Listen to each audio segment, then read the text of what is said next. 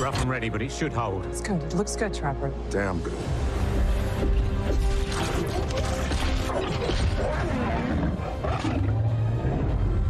He's either going to love it, or he's going to rip it off with his teeth.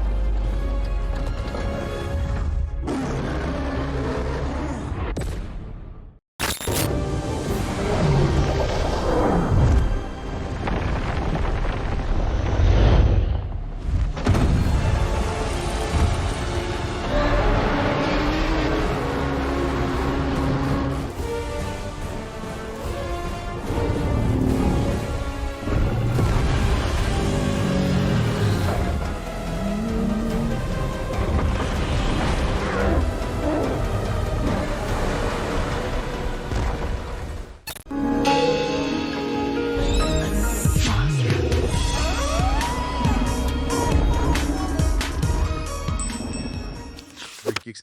Let's dive deeper into the whirlwind that is Godzilla x Kong, the new empire. Imagine this, someone scooped up a wild fan-made thread straight from a Godzilla subreddit, slapped onto a reel, and projected it onto the biggest screen you've ever seen. What you end up with isn't just a movie. It's an assault on the senses, a visual and auditory bombardment that doesn't let up. This thing is non-stop from the word go. A relentless, heart-pounding adventure that's like the theme park ride of your dreams or nightmares, depending on your disposition. Especially if you catch this bad boy in IMAX, it's as if Godzilla himself is breathing down your neck and Kong is about to leap out of the screen. The plot. Well, it's like they were too caught up in the spectacle to bother much with making everything click together. But hey, when you're this entertained, who's really keeping score? Now, they're pitching this beast as something that's newbie friendly, which is kind of hilarious if you think about it.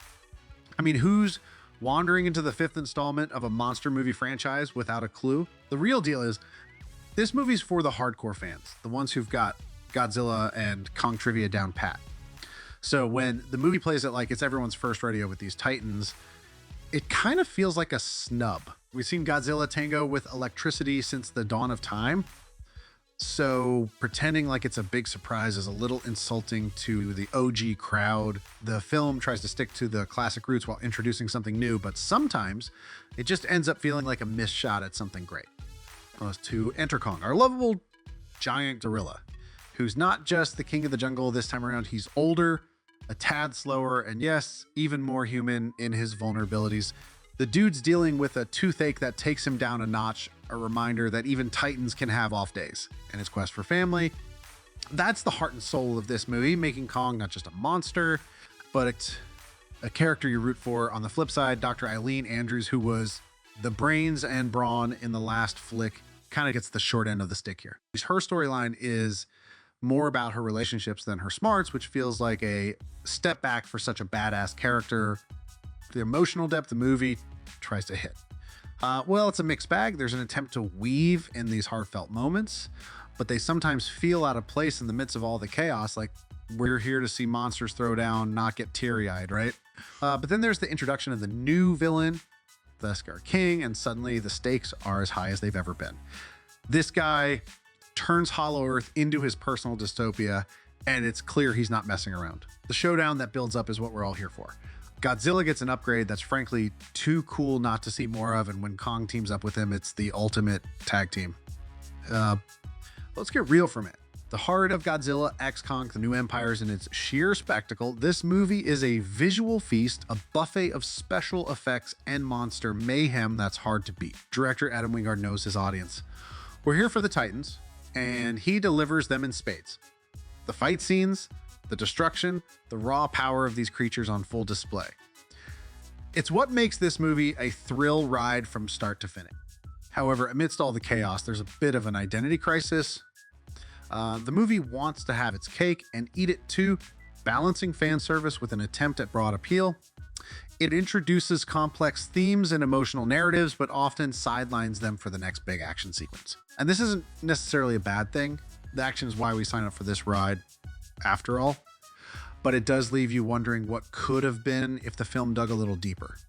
The human characters, for all their efforts, often end up feeling like bystanders in their own story. While the previous movies in the MonsterVerse have struggled with this to some extent, the new empire seems particularly guilty. Humans are there, sure, but they're mostly just along for the ride. Their development and arcs taking a backseat to the spectacle of Kong and Godzilla. It's a testament to the film's visual prowess, but also a missed opportunity to make the story resonate on a more human level. Despite these gripes, there is something undeniably fun about Godzilla x Kong. The new Empire, it's like a roller coaster that doesn't let up. Thrilling, exhilarating, and a little bit exhausting. The movie knows we're here for the big, loud, and over the top, and it delivers just that with all the subtlety of a sledgehammer, the new elements it introduces, from the villains to the expanded lore, add depth to the MonsterVerse, even if they sometimes feel rushed or underexplored. And then Godzilla x Kong. The new Empire is a testament to the enduring appeal of monster movies. It's a reminder of why we love these gigantic creatures and their epic battles, even if the humans get a bit lost in the shuffle. It's a visual marvel packed with action and spectacle that demands to be seen on the biggest screen possible. And while it might not reinvent the wheel, it proves there's still plenty of life left in this franchise. So grab your popcorn, suspend your disbelief, and let yourself be swept away by the sheer unadulterated fun of it all. Because sometimes that's exactly what you need from a movie.